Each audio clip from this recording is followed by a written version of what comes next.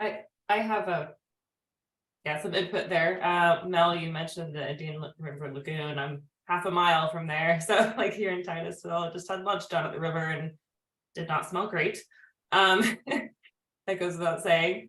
But Titusville just voted, or they had excuse me, something in the last election for the right to clean water, and I know a lot of nonprofits that worked very hard with environmental lawyers and whatnot to get that in, on the ballot, I should say. And it was like 87% voted for that. Yet the city is still allowed to go and appeal it, and they haven't certified that election. And it's just like, how is this legal? But it sounds like this legislation would obviously supersede that and prevent that kind of corruption, if I'm correct, right? Yes, it would create an umbrella of protections for all municipalities and counties and everyone who cares about clean water. It would definitely. Yeah, it's a basic human right. Like, I was so amazed. I lived in Oregon for many years, so it was used to gravity fed spring water. And so coming here, I'm just like, how is this possible? So with my background in sustainability policy, I definitely have a passion and interest for it on that level too. So thank you guys. I'm definitely looking forward to getting involved. Thank you so much. Yeah, that's another point that is an important one, I think, to make, because I've been involved with lots of different groups, from Surfrider to Everglades groups, and like all working on different water pollution related policy and efforts. And we tried at the local level on a lot of different things, only to have put in literally like years and countless resources and time and energy and getting the buy-in support from the local communities and working to educate the community on how it's going to benefit them, and getting that 87% support. And in cases where even the city was on board with it, the state would just step in and pass a preemption law and remove all of the work that we had just done. And talk about taking the wind out of your sails, like putting so much effort into protecting your own home community, only for Tallahassee to say, no, we know what's best for you. And that's whatever our corporate backers want. But it's really frustrating to put so much effort into something only to have it stripped away at the state level. What this would do is it would go above the legislature's ability to pass the preemption law and make a huge difference in what we're all trying to accomplish, and that's clean water. Carl, I know you have some experience. You're muted. I was just going to reminisce a little bit. I got to Florida full time in 1986, lived in Islamorada, and I could get on my boat and I could pull out some freezer burnt, pre-rigged ballyhoo that had been in the freezer for a year, frostbitten, tore up, and within a few minutes of crossing the reef, dolphin would be swimming past my boat and they would grab that old nasty bait and we would load a cooler, right? I never took more than I could eat in 2 or 3 days. I'd have a big party or whatever, but I never filled the cooler. Didn't think it was ever right, but then to just on the way back to stop over a sandy spot and swim in a crystal clean saltwater pool. It's just amazing.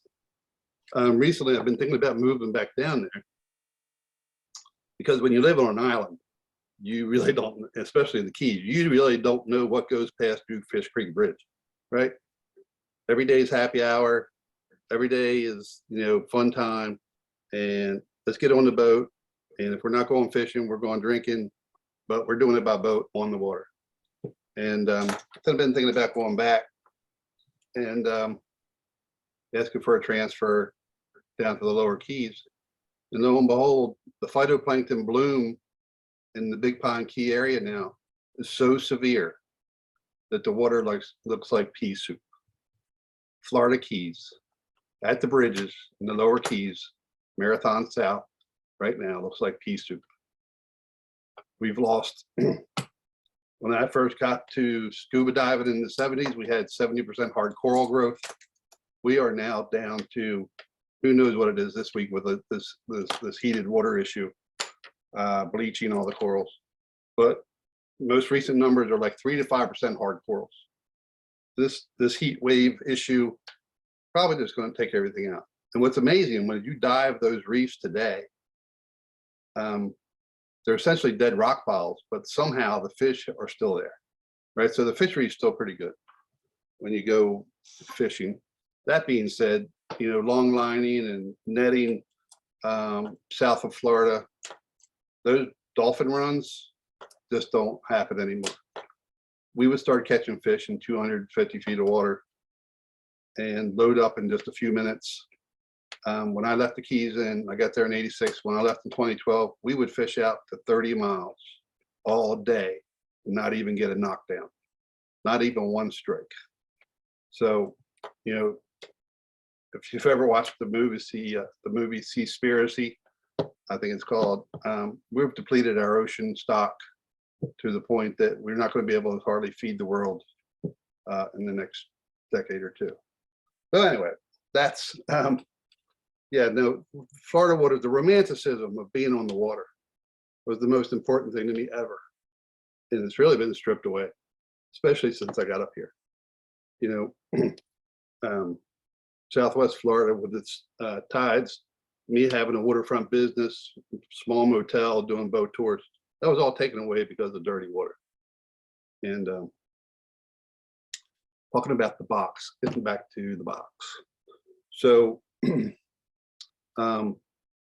City of Cape Coral has over 400 square miles of surface waters, canal surface waters, that were engineered to be water detention retention systems, such that the water would, the stormwater runoff would be retained in the canal system and slowly leach over a berm into the mangrove fringes of the county and clean that water through sequestration of the plants.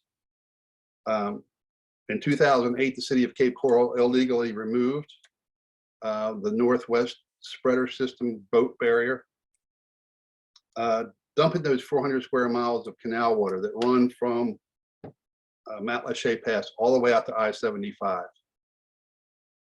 Every ditch, every canal flushes into the canal system of the West Cape Canal System and comes right out one canal at the Matlacha Bridge. Every day, twice a day. The current is so swift, you got to motor up to 5 or 10 knots in your boat just to move through the current. That's how hard it runs. They violate the dredge and fill ordinances of the Clean Water Act every day, just on that, because it's back silted where it flushes out by the bridge. The water's gotten so shallow now that the residents have trouble getting in there with any kind of sizable boat.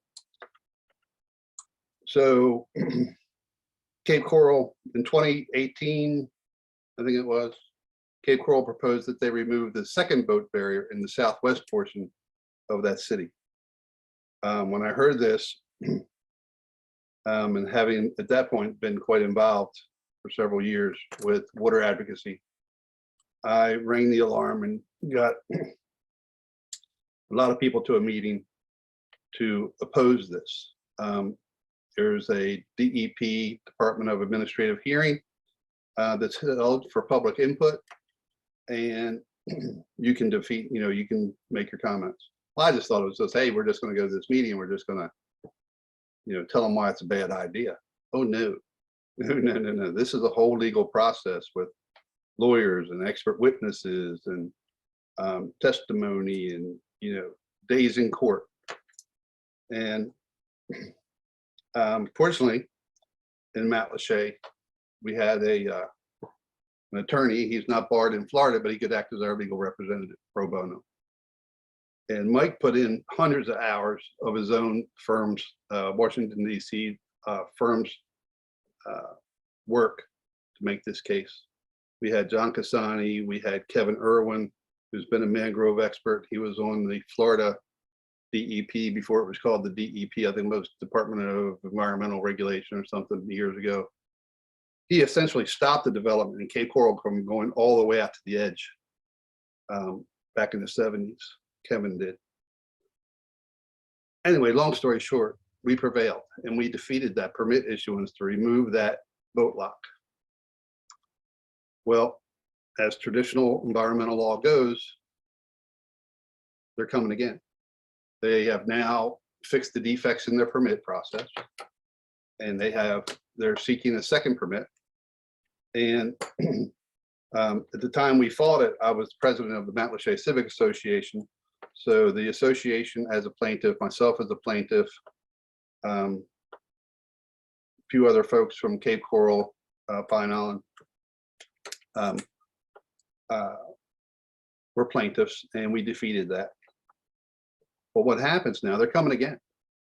Mike spent over $100,000 of pro bono money efforts. And we're fortunate enough, he's fighting it again. He's taking on the effort. He filed for legal fees because we prevailed. He filed for legal fees. I think he got some of that money back. But, you know, he's putting in tens of thousands of dollars again. And expert witnesses now have to be recalled, new ones. But this is what's happened. So this week, Mike just sent me a press release from the association. The Cape Coral City attorneys from out of Tallahassee sent them, Mel, help me out, I'd have to look it up, a statement of good faith or something, where they told all the plaintiffs that if we prevail, we're coming after you for legal fees. 3 of them immediately dropped off, one of which was Calusa Waterkeeper, immediately dropped off the case because they cannot risk their association's assets to legal fees. They still support the maintenance of the lock, but 3 plaintiffs dropped off immediately because they can't take that financial hit. So here we have our legislature threatening. I'm so sorry for interrupting you. I really don't mean to interrupt you. I just wanted to identify the fact that we have a short period of time and we want to make sure that some of our guests get their questions answered. But I would definitely love for you to pick up on the rest of your story after they get taken care of, if that's cool with you. And I also have to apologize. I have to run to grab my son from football practice. Right. I don't think I'll make it back in time. But Long story short, they're having to fight that case again and spend another $100,000. Whereas if we had this law in place, if we had this legal law, it would have been a one and done, right? We could have proved that the damages were occurring and it would have been a one and done. So that's why we need this law, to defeat, pushback from the legislature like that. Yeah, because the legislature did recently pass a law that even put Jane West, who's a fantastic environmental attorney, out of business. She's now with like the 1,000 Friends of Florida, I believe. Right. Big supporter of the Right to Clean Water initiative. The legislature passed a law that basically made it really difficult to stop any of these efforts by burdening these organizations and groups with just all of these legal fees. And so it's like, it's not that it's just happening, it's that they're actually coming after these types of efforts and the groups that are trying to make improvements. So Ray, I see you on there. I don't know if you've got any questions or any thoughts. See a couple other callers' names aren't on there, but a 386 number. And if anybody has any stories that they'd like to share, we've got water quality issues throughout the state, and pretty much all of these water issues could be addressed through the Right to Clean Water amendment that we're advocating for here today and for the past while now. I don't know, does anybody know when Kathleen Carl, anybody know when they started this push for the right to clean water? But it's been going on for a little bit and we're starting to see some really good traction, right? Yeah, so I mean, we started as kind of a fragmented group across the state. I was running an initiative in the Southwest. We started out, we thought we would give rights of nature for the Caloosahatchee River. Once we realized the arduous burden of just collecting 55, now imagine we needed 55,000 signatures then to give the Caloosahatchee to amend the county charter, just 55,000 signatures. Now we're going after 900, right? But we realized we just didn't have the funding. And that's what really drives the bus, to get the word out, to collect those signatures. So we did that, and then we decided to drop back and try to get the municipalities to do it. Municipalities can create their own local ordinance, which is subject to political winds, but it can be done by ordinance, or it can also be done by amending the charter. Now, the ordinance has to come from the commissioners themselves, but where citizens can petition, this can be done. It can be done. This is how hard it is, though. Sanibel could have done this with 700 signatures, Fort Myers Beach, 700 signatures. I banged on doors for 2 years and I couldn't get 2 people to step up to form a political action committee, which had to be a resident of the jurisdiction, right? So this is how hard it is to get people activated and motivated to do this. And but yeah, Titusville did it with 1,400 signatures. Everglades City can do it with like 25 signatures because they only have like 300 people or something, right? So if there's people listening and you want to create your own local right to clean water ordinance, what's going on in Manatee County now? Manatee is not a chartered county, but there's all I'm sure there's chartered towns within the county of Manatee that can pass a legal right to clean water to thwart the upcoming wetlands destruction that they've just decided was okay for development, or the impending move of mosaic phosphate mining into that county. So this can be done locally, and I'm going to urge all people in a chartered town to consider passing a local ordinance, or trying to get a local ordinance passed, or doing the petition process and creating your own legal right to clean water like Titusville did. Yeah, that is a great idea, but I would also warn that I sit on the board of the Florida Wildlife Federation on the executive committee, and we're actually starting to reconsider those types of efforts because the legislature has gotten very confident with their preemption bills. So a lot of effort put into those local ordinances only to have the rug pulled out from underneath of us. So that's why it's so important to really get involved with the Florida's Right to Clean Water Initiative, print up the amendments or print up the petitions. For the anglers out there that are watching, the Coastal Angler magazine for August has a petition page in there that you can fill out, and there's drop-off locations where you can mail it in. Get your friends, get family to sign the current petition for the Florida Right to Clean Water, and let's really try to get this one over the line, so that we can cover the entire state rather than hoping to get local ordinances that it's a great idea, but ultimately, from my experience, watching them come in and pass preemption laws that completely shut down all of our efforts at the local level is very disheartening. And I don't know how much confidence I have in that approach. Until we're not able to get this current Florida Right to Clean Water Initiative on the ballot, like that would be my priority personally. Yeah, and that's why we did. Once we experienced the preemption in Orange County, once the rights of nature preemption came in response to the Orange County work, that's when it was decided that we need to go straight to state and stop the local initiatives. Milk had happened. So the difference between the rights of nature, which got preempted statewide. And why we came forward with this state push was because of the preemption. But you can't preempt a human civil right to clean water. So if the local initiatives were written to be a human right to clean water, much like this one is, they would not be able to preempt those. Mel could speak to that more, I'm sure, then, but that's the deal. They cannot preempt human rights to clean water, human rights to anything.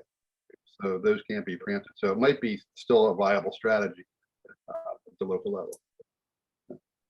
Interesting. All right. Well, Mel has gone to pick up her son from football practice.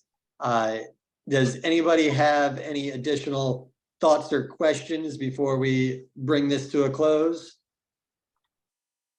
I'll just say that we do have on our website an interactive map petition location. So if anybody says they don't have a printer, no problem. We got locations near you. Just go on there and you can drop in there and sign a petition or drop off yours and pick up some to take home and share with friends and family and bring them back without having to use a stamp or an envelope.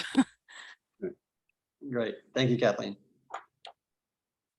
A lot of questions. Questions come up all the time. What do I do with my petition once I sign it, or if I'm collecting them? What happens? What should I do with them?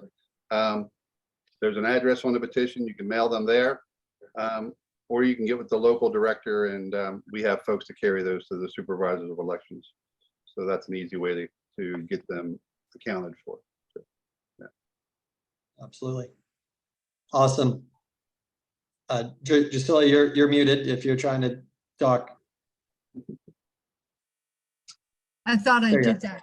Okay, so I was asking maybe you, Adam, or Kathleen, since Mel isn't here, are you able to track how many attendees you have through the Facebook?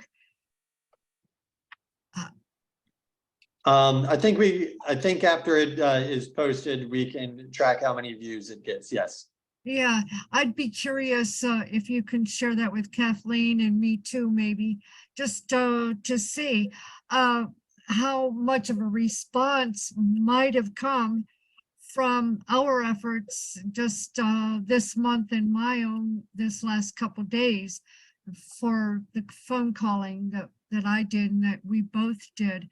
So, but I'm just still a believer 100% in the Florida Right to Clean Water for that amendment, the right to clean and healthy waters. I've seen it grow, evolve, change from the days of, like Carl mentioned, CalBOR, Lee County Rights of Nature, all the way to the Florida 5, then to Orange County Right to Clean Water. I've been along on that same boat with everybody all the way through to now. Right now, I'm displaced from Fort Myers Beach because of Hurricane Ian, directly because of the climate change and all of those things. And but here now in the inland in Central Florida, you know, it's just astonishing to find how much more or even the same denial there is about clean water, about the climate change, but about clean water, how to have it, how to get it. And, you know, the arguments that come from around in here, when I point here, it's like my neighborhood or wherever I've been in this city, in this Ocala. Oh, well, we buy our water. You know, we buy our water, meaning the plastic bottle of water from the springs. And most people don't understand, you know, how bad off the aquifers are and how long those are. They won't last very much longer. But it's just always sorting through the many levels of denial, lack of education, lack of awareness. Thank God through Southwest Florida, where I was at also, right down there where Carl was, we had got those people pretty well educated to rights of nature, but then the evolving right to clean water. but they all got smart enough to learn how to fight it, fight it and stomp it down. And as we know, put the preemption languages in there. But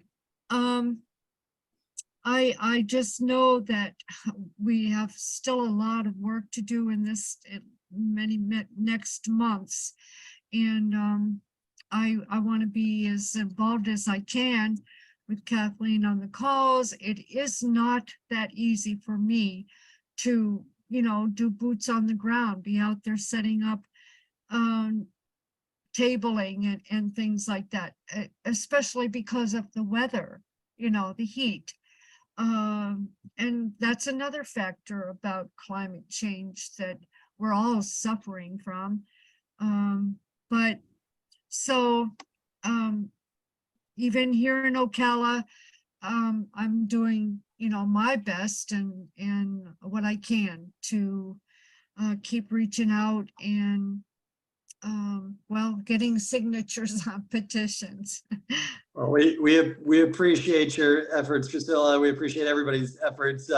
Phone calls, if you can, making sure, like, one of the biggest things a lot of folks can do is just hit their circle of people that they're comfortable with and talk to them about it. It's not even about cold calling people. If people would just get their household and get their workplace, places where people are comfortable talking to the other people around them, that alone would make a huge difference in gathering the much needed petitions. And then folks who are in a position that are able to make financial contributions, that helps us get our message out even farther and helps get more petitions. So if anybody can do any of those tasks, feel free to reach out to the organization and get on board as well.